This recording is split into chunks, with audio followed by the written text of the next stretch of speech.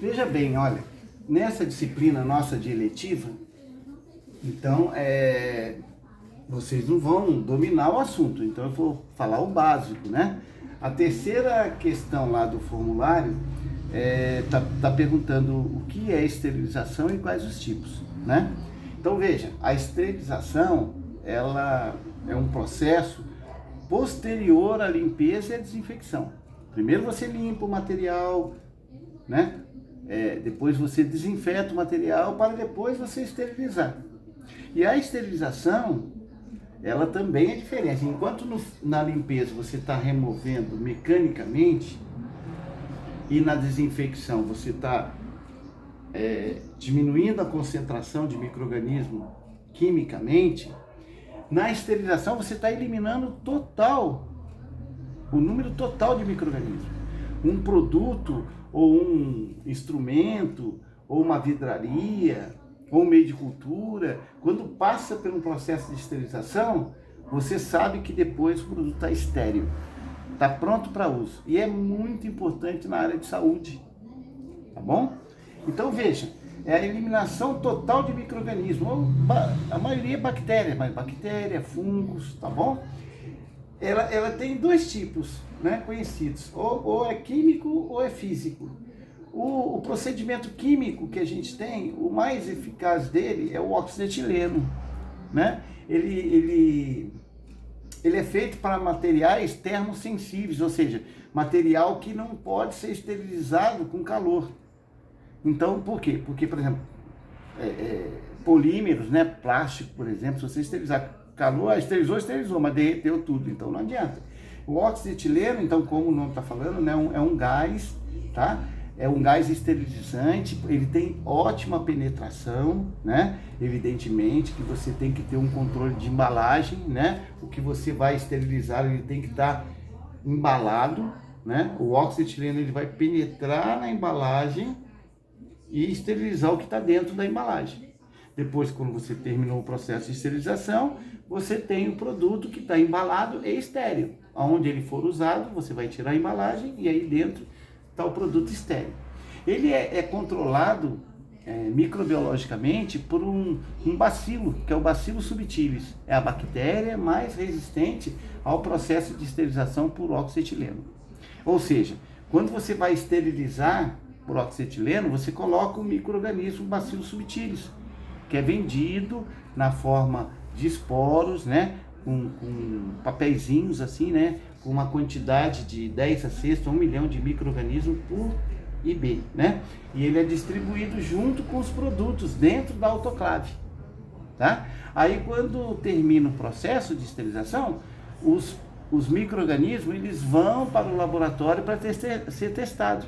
Então o produto fica em stand-by, né? Ele fica aguardando sair o resultado do indicador biológico.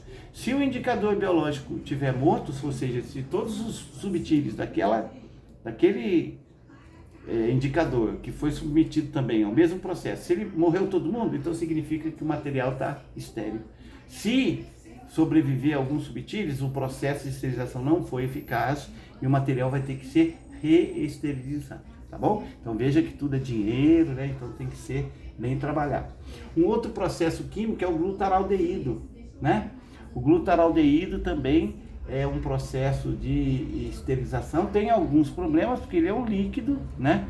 Então de repente o tipo de material que você vai, de embalagem que você vai envolver, não pode, se você for usar um papel manteiga, por exemplo, né? E colocar no coelho, vai derreter tudo, o produto vai ficar sem embalagem. Então é importante isso, né?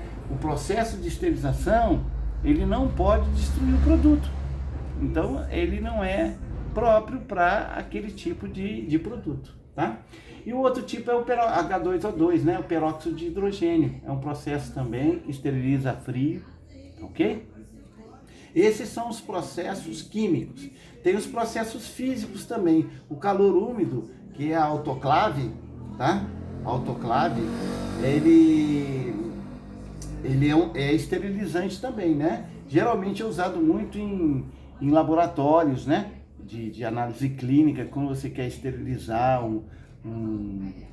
um instrumental cirúrgico ou pinças que você usa no laboratório, né? Ou mesmo no meio de cultivo, aí você usa a autoclave. Ela é basicamente um controle de pressão, água e temperatura. Ou seja, você carrega o material, né, com um nível de água, aí você fecha a autoclave como uma panela de pressão, né? E aí você aquece quando ele atinge, que é 121 graus. 121 graus, ele vai atingir. Professor, a água o limite dela não é 100 graus? Sim, é 100 graus a determinada temperatura, como a temperatura ambiente, um ATM. Agora, dentro de uma autoclave você tem uma pressão maior, então a temperatura sobe, né? Então você, a 121 graus, né? Aí você liga o vácuo, aí o vácuo vai tirar todo o ar, e aí o vapor d'água, ele penetra no material de esterilização e vai matar o micro-organismo. Você tem testes que você faz, que é o Blue Stick, por exemplo, né? Verificar se você tem bolha de ar dentro da autoclave, porque onde tiver bolha de ar, o vapor d'água não vai entrar. Então, se ele não entrar, ele não vai esterilizar. Porque o micro-organismo, ele morre quando o vapor d'água encosta no micro-organismo. Aí transfere o calor para dentro do micro-organismo e mata ele, tá? O indicador biológico usado aqui é um bacilo também, só que é chamado estearotermófilo. É o bacilo mais resistente à esterilização do calor úmido. Da mesma forma, após o processo, o indicador biológico vai para teste, e se ele morrer, significa que o material está estéril. Se ele não morrer, o processo de esterilização está inválido, vai ter que ser reesterilizado. Um processo que não é muito usado hoje é o calor seco, né? Não é muito usado, ok? Por quê? Porque a maioria dos materiais não podem ser esterilizados por calor seco, porque destrói. E hoje você tem muito, né? Tirando as pinças aí de aço inox, tesoura, tudo, você tem muito material que é plástico, então não dá para, né? Até a embalagem também, né? Aqui a embalagem tem que ser papel alumínio, então é muito pouco usado o calor seco. E a irradiação gama, né, que é o processo de esterilização física mais eficaz, né? A irradiação, né?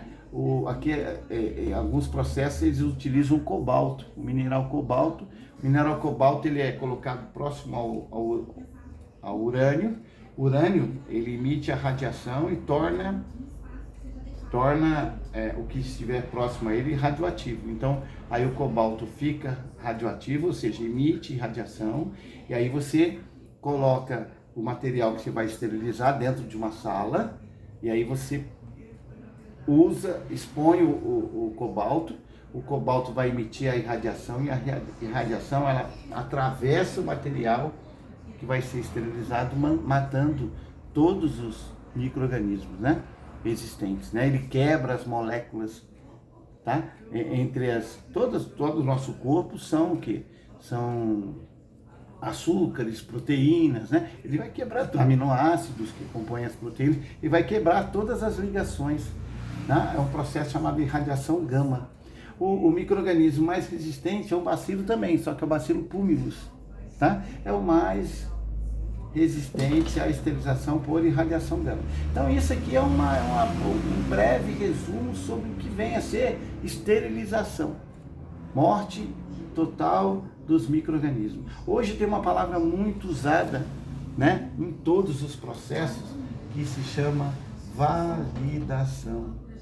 Hoje, quando você vai usar um processo, seja ele qual for, por exemplo, esterilização, você tem que validar esse processo. Você vai provar que esse processo ele é eficaz em determinadas situações.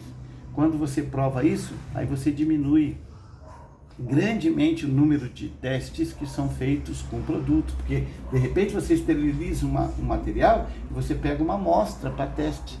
Quando você tem um processo validado, você não faz mais isso. Então você economiza em materiais, em produtos, economiza em micro-organismos, né? Você vai ter, sim, os controles do processo, né? Por exemplo, se for calor úmido, você vai ter os controles de vácuo, de pressão, de umidade, tá? De distribuição, mas para isso você faz um estudo da autoclave por inteiro, desde as regiões inferiores até as superiores, tá? Em todos os locais, com todos os tipos de materiais e embalagens. Então, quando você valida um processo, você diz, olha, o meu processo ele é eficaz nessas condições para esses produtos, tá bom? Então é isso.